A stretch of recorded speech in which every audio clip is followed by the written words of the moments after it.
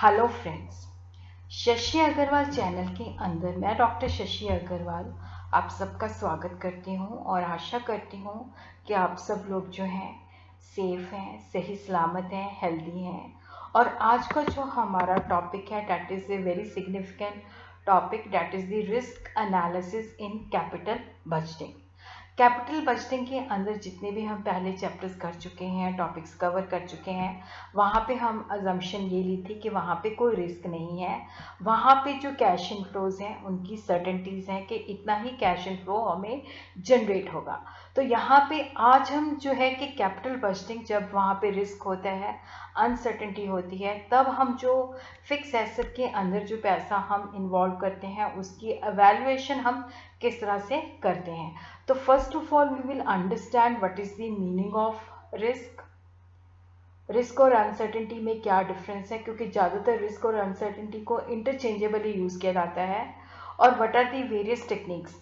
तो यहाँ पे हम जो risk analysis in capital budgeting है, इसको हम दो पार्ट्स के अंदर जो है करेंगे। ये इसका फर्स्ट पार्ट है। और यहाँ पे जो वही मैं आपको बताने जा रही थी कि ये जो हमारा टॉपिक है risk analysis in capital budgeting, that is quite significant for many subjects. Financial management के अंदर, नेट स्टूडेंट्स कॉमर्स और मैनेजमेंट के अंदर, स्ट्रैटेजिक फाइनेंशियल मैनेजमेंट के अंदर, इवन ये जो टॉपिक है प्रोजेक्ट मैनेजमेंट के अंदर भी काफ़ी रेलेवेंट है। तो फर्स्ट ऑफ ऑल देखो, जो कैपिटल बजटिंग है उसके अंदर हमने जो प्रोजेक्ट के अंदर निवेश करना है, तो वहाँ पे हम देखते हैं कि उसके साथ कितना खर्चा जुड़ा हुआ है, कितना बेनिफिट है। क्योंकि जब भी हम कैपिटल बजटिंग के अंदर जो हमने फिक्स एसेट के अंदर जो निवेश करना होता है, कोई प्रोजेक्ट लगाना होता है, क्योंकि ये जो डिसीज़न होते हैं इरिवर्सिबल होते हैं, क्योंकि बहुत सारा पैसा इनके अंदर इन्वॉल्व होता है। तो हम कैपिटल बजटिंग जो कैपिटल एक्सपेंडिचर डिसीजन होते हैं उनकी एवेल्युएशन करते हैं। तो यहाँ पे हम बहुत सारे फैक्टर के बेसिस पे एस्टिमेट करते हैं कि इस प्रोजेक्ट के अंदर हमने इतना पैसा लगाना है, वहाँ से हमें इतना पैसा जनरेट होगा। और कैपिटल बजटिंग जो डिसीजन है उसकी जो कि वो सही है या नहीं है, वो डिपेंड करता है कि कितनी एक्यूरेसी के साथ हम कैश इनफ्लो जो है उसकी एस्टिमेशन लगा सकते हैं। और बेसिकली जो रिस्क होता है कि जो हमने सोचा होता है कि यहाँ से हमें इतना एक्सपेक्टेड कैश फ्लो है और जो एक्चुअल में हमें कैश फ्लो मिलता है उसके अंदर कितनी डेविएशन है। तो यहाँ पे हम देखते हैं कि जो फ्यूचर के अंदर हमें और जो हमने सोचा है उसके अंदर क्या वेरिएशन है। कैपिटल जो हमारे फिक्स एसेट के अंदर, जैसे हमने कोई प्रोजेक्ट लगाना है या फिक्स एसेट के अंदर निवेश करना है, तो उसके अंदर रिस्क होता है क्योंकि अनसर्टेनिटीज बहुत ज़्यादा उसके साथ अटैच होती हैं। क्योंकि जब हमने पैसा लगाना है, जैसे हमने कोई भी प्रोजेक्ट लगाना है, वो चलेगा या नहीं चलेगा, तो हमेशा उसके साथ रिस्क और अनसर्टेनिटी जुड़ी होती है। अब देखो, जो इन्वेस्टमेंट प्रोजेक्ट्स होते हैं they're expose to various degree of risk. Decision making under certainty, जहाँ पे हमें उसका आउटकम पता है कि इसमें हम निवेश करेंगे तो इतना कैश इनफ्लो एक्सपेक्टेड है। और यहाँ पे रिस्क और जो अनसर्टेनिटी है, रिस्क के अंदर क्या होता है कि हम गैस कर सकते हैं कि इस चीज़ की होने की ये पॉसिबिलिटी है, वहाँ पे हम प्रोबेबिलिटी का एस्टिमेट कर सकते हैं। Decision making involving risk when cash inflow involve risk and the probability कि इतना कैश इनफ्लो हमें जनरेट होगा वो हम एस्टिमेट कर सकते हैं। और जो अनसर्टेनिटी है, जहाँ पे हम कोई ऐसा एस्टिमेशन नहीं कर सकते, यहाँ पे हमें पता ही नहीं है कि कितना कैश इनफ्लो जनरेट होगा, और वहाँ पे हम कोई उसकी प्रोबेबिलिटी भी जो है डिसाइड नहीं कर पाते। तो now we will understand what is the difference between risk and uncertainty. Risk can be defined as the variability of the return from the investment, कि जो इन्वेस्टमेंट हम कर रहे हैं उसके अंदर जो हम सोचते हैं कि इतनी रिटर्न जनरेट होगी और एक्चुअल में कितनी होगी, तो यहाँ पे उनके अंदर जो वेरिएशन है, risk can be defined as the variability of the return of from the investment. अब देखो, यहाँ पे क्या है कि अगर हम सोचते हैं कि यहाँ पे हमने निवेश लगाया है तो हमें यहाँ से 15% रिटर्न मिलेगी, बट इसकी प्रोबेबिलिटी कितनी है, अगर हम उस प्रोबेबिलिटी का जो है एस्टिमेट कर सकते हैं तो ये रिस्क है। If the probability of possible outcome of a given problem are known then there is a risk. और जब हम उसकी प्रोबेबिलिटी को गैस नहीं कर सकते तो वो अनसर्टेनिटी है। जनरली रिस्क और अनसर्टेनिटी को जो है इंटरचेंजेबली जो है यूज किया जाता है। और उसी तरह हम देखते हैं कि जो वेरियस टाइप्स ऑफ रिस्क है। तो प्रोजेक्ट स्पेसिफिक रिस्क, जो हमने प्रोजेक्ट लगाना है वो उस प्रोजेक्ट के अंदर जो है रिस्क छुपा हुआ है। ये रिस्क जो है, वेरियस टाइप्स ऑफ रिस्क बताने से पहले मैं आपको बताती हूँ कि रिस्क जो होते हैं दो तरह के होते हैं। एक सिस्टमेटिक रिस्क होता है जिसको हम डाइवर्सिफाई नहीं कर सकते, जो मार्केट के अंदर जो चेंजेस आती हैं, जो डायनामिक्स होती हैं उनकी वजह से होता है, जिसके ऊपर हमारा कंट्रोल नहीं होता। अनसिस्टमेटिक रिस्क होता है जिसको हम कंट्रोल कर सकते हैं, डाइवर्सिफाई कर सकते हैं, जिसकी एस्टिमेशन कर सकते हैं। तो यहाँ पे हम देखते हैं कि what are the various types of the risk. यहाँ पे जैसे प्रोजेक्ट स्पेसिफिक रिस्क है, ये जो रिस्क है ये किसी पर्टिकुलर प्रोजेक्ट के साथ, जो हमने प्रोजेक्ट लगाना है ये उसके साथ जुड़ा हुआ है और ये हमारे कैश इन फ्लो को जो है इफेक्ट करता है। क्योंकि देखो जैसे हमने प्रोजेक्ट स्टार्ट किया, कई बार क्या होता है कि हमारा जो प्रोजेक्ट होता है हमें होता है कि वो 1 ईयर के मतलब जो उसका स्पेसिफाइड टाइम पीरियड होता है, जो स्पेसिफाइड शेड्यूल होता है कि उस पीरियड के अंदर हमारा ख़त्म हो जाए, उसके अंदर इतनी लागत आनी चाहिए। बट अगर हमारा प्रोजेक्ट जो है डिले हो जाता है, स्टार्ट नहीं हो पाता, तो उससे हमारे प्रोजेक्ट की जो है कॉस्ट बढ़ जाती है। और कई बार हमारा प्रोजेक्ट जो है, क्योंकि वहाँ पे हमने चीज़ों की एस्टिमेशन गलत की होती है, तो रिसोर्सेज अवेलेबल नहीं होते, तो रिसोर्सेज की शॉर्टेज की वजह से क्या होता है कि प्रोजेक्ट जो है हमारा स्टैंड स्टिल हो जाता है, उस पर काम नहीं होता। और उसी तरह जो प्रोजेक्ट्स होते हैं, हर एक प्रोजेक्ट दूसरे प्रोजेक्ट से डिफरेंट होता है, उसकी अलग रिस्क उसके साथ जुड़े होते हैं। जैसे दो बैंक्स हैं तो वहाँ पे भी जो कस्टमर का डिफ़ॉल्ट है उसके अंदर वेरिएशन होती है। जैसे न्यूक्लियर पावर प्रोजेक्ट है तो वहाँ पे हाइडल प्रोजेक्ट से उसका रिस्क जो है डिफरेंट होगा। तो इस तरह के उस पर्टिकुलर प्रोजेक्ट के साथ कि वो राइट टाइम पे स्टार्ट नहीं हो पाता या रिसोर्सेज हमें नहीं मिल पाते, तो जिसकी वजह से कई बार क्या होता है कि हमने जितना सोचा होता है कॉस्ट उससे ज़्यादा बढ़ जाती है। तो ये इस तरह के रिस्क जो होते हैं प्रोजेक्ट के साथ जुड़े हुए होते हैं। और दूसरे जो रिस्क हैं जैसे कंपनी स्पेसिफिक रिस्क, कि जो कंपनी जिसने प्रोजेक्ट लगाना है उसकी जो क्रेडिट रेटिंग है पुअर हो गई है, कि मैनेजरल पर्सन जो है चेंज हो गए हैं, और वहाँ पे कंपनी के ऊपर किसी ने केस कर दिया है कि आपने इंटेलेक्चुअल प्रॉपर्टी राइट या कॉपीराइट की इन्फ्रिंजमेंट की है, या कंपनी के ऊपर कोई लॉज एप्लीकेबल हो गए हैं। तो ये जो चीज़ें हैं ये भी कैश इन फ्लो को जो है इफेक्ट करती हैं। और उसी तरह इंडस्ट्री स्पेसिफिक रिस्क होता है कि जैसे हमारा जो बिजनेस है, जो प्रोजेक्ट है, एक पर्टिकुलर इंडस्ट्री को बिलोंग करता है। जैसे मैं कहूँ कि ये हमारा जो प्रोजेक्ट लगाना है ये टेलीकम्युनिकेशन इंडस्ट्री को इफेक्ट करता है। तो जो टेलीकम्युनिकेशन इंडस्ट्री के अंदर जो है चेंजेस आ रही हैं, चाहे वो रेगुलेटरी मेयर्स हैं, चाहे वहाँ पे टेक्नोलॉजी के अंदर चेंजेस आ रही हैं, तो वो हमारे बिजनेस को भी इन्फ्लुएंस करता है। मार्केट रिलेटेड रिस्क होते हैं कि जब हम प्रोजेक्ट लगाते हैं तो जो हम सोच रहे होते हैं कि ये चीज़ बनाएंगे तो उससे बेटर सब्स्टिट्यूट्स कई बार आ जाते हैं, और डिमांड जैसा हमने सोचा होता है वैसे डिमांड के अंदर वेरिएशन हो जाती है। जैसे थर्मल पावर प्रोजेक्ट है, अगर वहाँ पे कोयला जो है वो कोयले के बेसिस पे बिजली प्रोड्यूस करते हैं, अगर वहाँ पे कोयला अवेलेबल ना हो। और उसी तरह कंपटीशन रिस्क के अंदर क्या है कि कॉम्पिटिटर हमारा स्ट्रांग हो सकता है, बहुत सारे कॉम्पिटिटर जो है मार्केट के अंदर एंटर कर सकते हैं, जिसके अंदर वो प्रोडक्ट के अंदर इनोवेशंस ला रहे हैं, लोगों के टेस्ट और प्रेफरेंस के अंदर चेंजेस आ रही हैं। Risk due to economic conditions, जैसे जो इकोनॉमिक इन्वायरमेंट है उसके अंदर चेंजेस आ रही हैं, सरकार की जो मॉनेटरी पॉलिसी है, फिस्कल पॉलिसी है, उसके अंदर चेंजेस आ रही हैं, तो वो हमारे बिजनेस को भी इन्फ्लुएंस करती हैं। और उसी तरह क्या है कि अगर हमारा जो प्रोजेक्ट है ये एक्सपोर्ट हम करते हैं या इंपोर्ट करते हैं, तो what is happening at the international scenario that also effect. कई बार क्या होता है कि जैसे हम रॉ मटेरियल बाहर से इंपोर्ट करते हैं, उस पर रिस्ट्रिक्शन लग जाती है या उस पर टैक्स लग जाता है, तो उसी तरह क्या होता है कि जो लेन देन होता है इंपोर्ट और एक्सपोर्ट के अंदर, उसके एक्सचेंज, फॉरेन एक्सचेंज भी उसके अंदर आ जाता है, तो जो एक्सचेंज के अंदर वेरिएशंस होती हैं वो भी हमें इन्फ्लुएंस करती हैं। और उसी तरह कई बार क्या होता है कि जैसे हम ओवरसीज़ मार्केट से कुछ जॉब जो है आउटसोर्सिंग करते हैं, जैसे अमेरिका के अंदर जो उनकी इंडस्ट्री थी वो काफ़ी जो इंडिया के अंदर से आउटसोर्सिंग करते थे, तो अमेरिका के अंदर इसके ऊपर अगर रिस्ट्रिक्शन लग जाए तो नेचुरली ये सारी चीज़ें जो है प्रोजेक्ट के ऊपर इन्फ्लुएंस करती है। So what are the assumption of the risk aversion.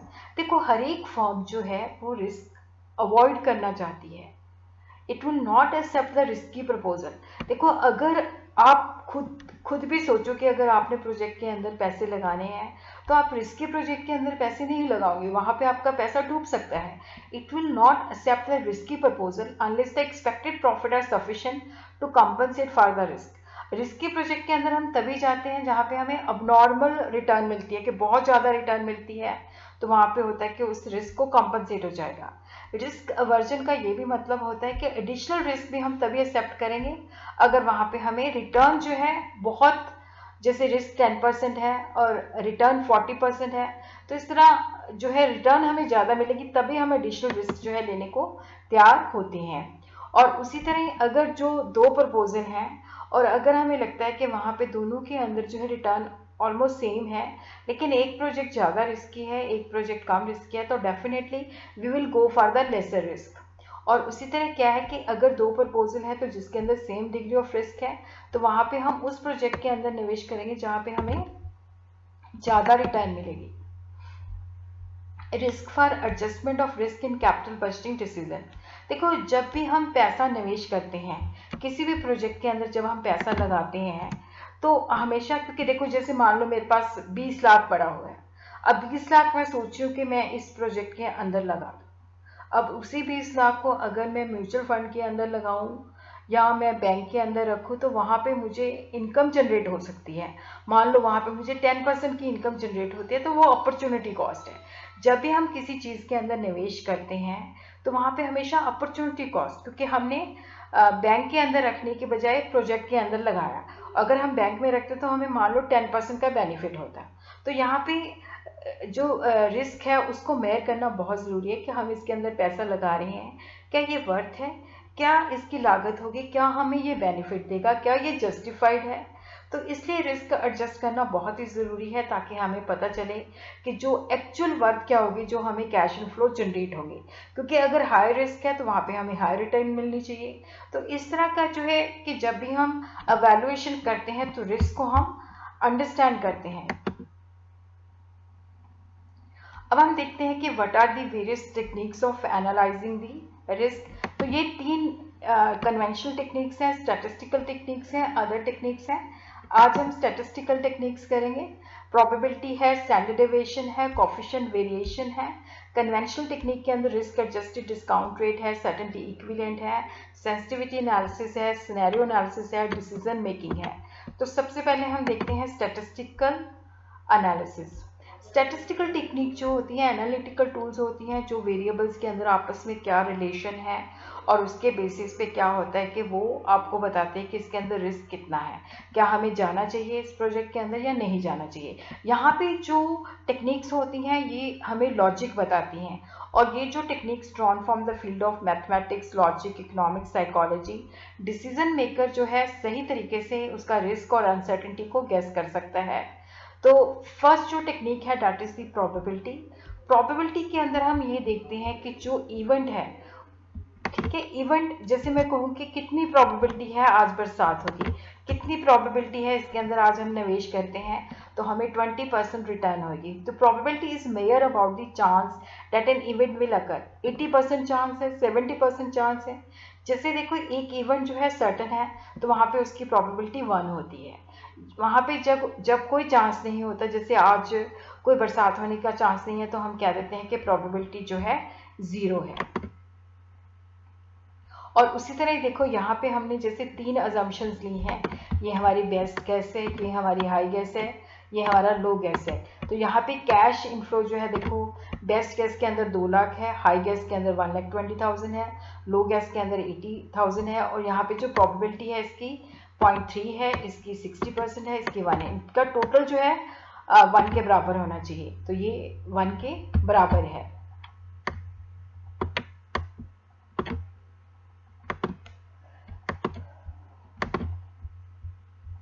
और उसी तरह क्या है कि देखो यहाँ पे हम एक्सपेक्टेड जो है कैश फ्लो जो है कैलकुलेट करते हैं और उसको बाद में हम टोटल कर लेते हैं। जो उसका वहाँ पे हमें जो बताया जाता है कि ये इनफ्लोज के बेस्ट गैस है, ये हाई गैस है, उसको हम प्रोबेबिलिटी के साथ जो है मल्टीप्लाई करते हैं। तो इस तरह से देखो यहाँ पे देखो जैसे 2 लाख है इंटू 0.3 तो ये आ जाता है 60,000, 1,20,000 है इंटू 0.6 है तो ये आ जाता है 72,000। 80,000 इंटू 0.1 है तो ये आ जाता है 8,000। इनका टोटल हम करेंगे तो यहाँ पे जो हमारे पास एक्सपेक्टेड नेट कैश फ्लो है दैट इज़ 1,40,000। और उसी तरह क्या है कि अगर हमने इसकी नेट प्रेजेंट वैल्यू निकालनी है तो जैसे मान लो यहाँ पे आउटफ्लो जो है हमने निवेश किया है 1 लाख है 0 पीरियड के अंदर, तो उसकी प्रेजेंट वैल्यू 1 लाख है। डिस्काउंट फैक्टर जो है 10% है, तो 1 साल के बाद जो है 1 रुपये की वैल्यू जो है 0.909 है।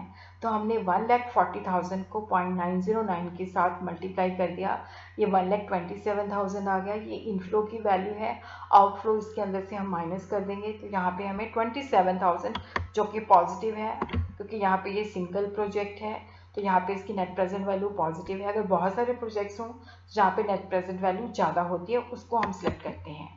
सेकेंड मैथड जो है दैट इज़ द वेरिएंस। आप लोगों ने स्टैटिस्टिक्स पढ़ा होगा जिसके अंदर हम डिस्पर्शन देखते हैं। डिस्पर्शन के अंदर हम वेरिएबिलिटी को देखते हैं कि एवरेज जो वैल्यू हमने कैलकुलेट की है और जो आइटम्स हैं उसके अंदर वेरिएशन कितनी है। तो वेरिएंस जो है that is a measurement of the degree of dispersion between A number in data set from the average. देखो जो वेरिएंस है उसके अंदर क्या है कि हम डिस्पर्शन को मेयर करते हैं कि जो आइटम्स दी हुई हैं उसकी एवरेज से कितनी वेरिएशन है। Variance is the measurement of the difference between the average of the data set from every number of the data set. जैसे हमने एवरेज कैलकुलेट कर ली, जैसे मान लो 10, 20, 30, 40, 50, 60 ऐसे करके है। मान लो वहाँ पे हमारा 40 एवरेज आ जाता है, तो 10 - 40, 20 - 40, तो वहाँ पे जो आइटम्स दी हुई हैं उसकी हम एवरेज से वेरिएशन निकालते हैं। Variance mayor the deviation about the expected cash flow of each of the possible cash flow. तो यहाँ पे डिस्पर्शन जब हम मेयर करते हैं तो वो डिग्री ऑफ रिस्क होता है। वेरिएंस क्या होता है, स्टैंडर्ड डेविएशन का स्क्वायर होता है। स्टैंडर्ड डेविएशन क्या होता है, square root of the variance होता है। अगर वेरिएंस 4 है तो जो स्टैंडर्ड डेविएशन है वो 2 आएगा। और उसी तरह यहाँ पे हम जो फार्मूला लगाते हैं कि variance of the net cash flow which is equal to जो हमने नेट कैश फ्लो जो हमारी आइटम है पहले साल की उसके अंदर जो एक्सपेक्टेड नेट कैश फ्लो है उसमें से माइनस कर देते हैं, उसका स्क्वायर ले लेते हैं और उसको प्रोबेबिलिटी जो है उसके साथ मल्टीप्लाई कर देते हैं। और उसी तरह दूसरे साल का, उसी तरह ही n नंबर ऑफ ईयर्स का जो स्टैंडर्ड डेविएशन का स्क्वायर है that is equal to variance. तो यहाँ पे हम देखते हैं कि जो वेरिएंस है, अब ये फार्मूले जो है आपको जब हम न्यूमेरिकल करेंगे, कई बार देखो जो थ्योरी होती है जब हम न्यूमेरिकल करते हैं तो जल्दी हमें अंडरस्टैंडेबल होती है। जैसे कैश फ्लो हमारे पास पहले साल 8,000 है, दूसरे साल 10,000 है, तीसरे साल 12,000 है, चौथे साल जो है ये जो है हमारे पास 2 प्रोजेक्ट हैं, प्रोजेक्ट ए, प्रोजेक्ट बी। अगर वहाँ पे हम ए इवेंट करते हैं तो वहाँ पे हमें कैश जो मिलता है 8,000 है, बी इवेंट जो है 10,000 है, सी इवेंट जो है 12,000 है, डी इवेंट जो है 14,000 है, ई जो है 16,000 है।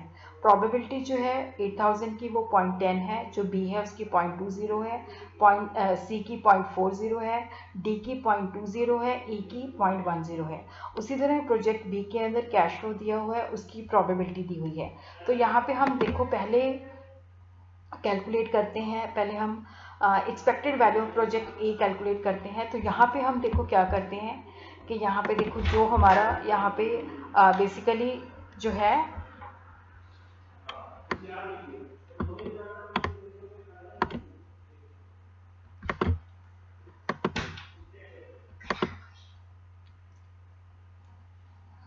तो यहाँ पे हम जो है यहाँ पे देखो हम एक्सपेक्टेड वैल्यू जो है प्रोजेक्ट ए की कैलकुलेट करते हैं। यहाँ पे हमारे पास कैश फ्लो दिया हुआ है, उसको प्रोबेबिलिटी के साथ हम मल्टीप्लाई कर देते हैं, तो ये हमारी जो है एक्सपेक्टेड वैल्यूज आ जाती हैं। तो यहाँ पे 8,000 मल्टीप्लाइड बाई 0.10, 10,000 0.20, 12,000 इंटू 0.40। तो इस तरह से हमने एक्सपेक्टेड वैल्यू जो है कैलकुलेट कर लेनी है। इन सबको हमने टोटल कर लेना है, ये हमारी आ जाती है 12,000। तो अब हम वेरिएंस जो है कैलकुलेट करेंगे, तो उसका जो है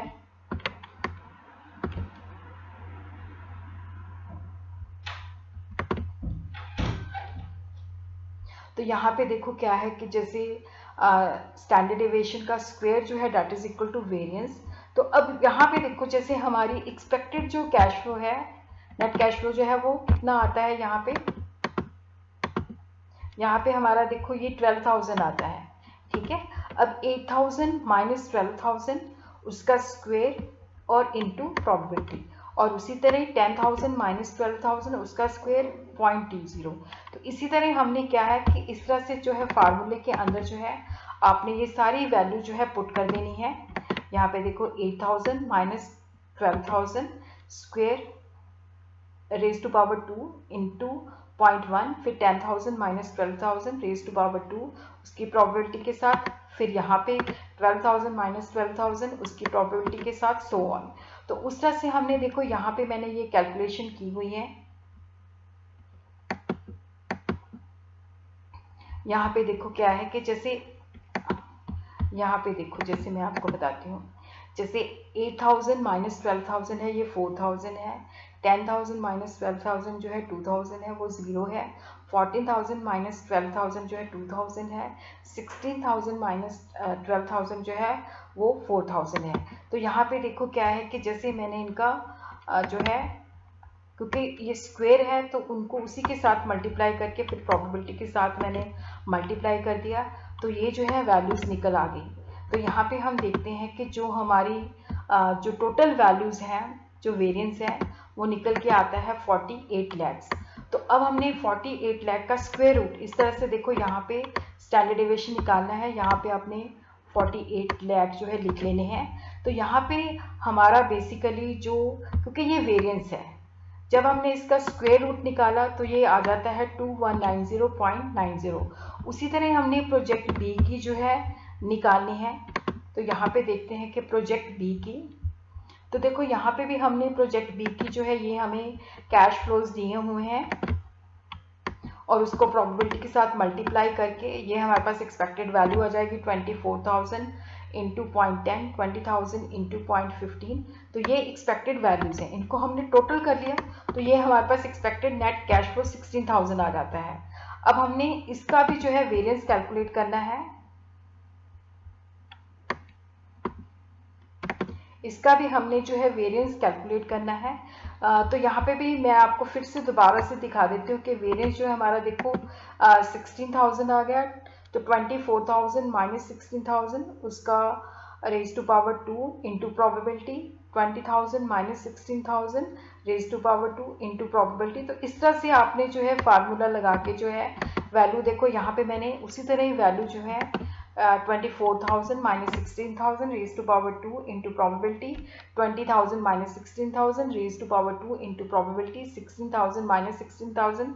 तो इस तरह से आपने जो है वैल्यूज जो है इस तरह से कैलकुलेट कर लेनी है। यहाँ पे अगेन मैंने कैलकुलेशन बताई हुई है, जैसे 8,000 का जो स्क्वायर होता है 8,000 इंटू 8,000, तो यहाँ पे 6 करोड़ 40 लाख है, उसको 0.1 के साथ किया तो वो 64 लाख आ जाता है। तो इस तरह से हमने ये सारी जो है वैल्यूज कैलकुलेट कर लेनी है और उसका टोटल कर लेना है। टोटल जो है हमारा यहाँ पे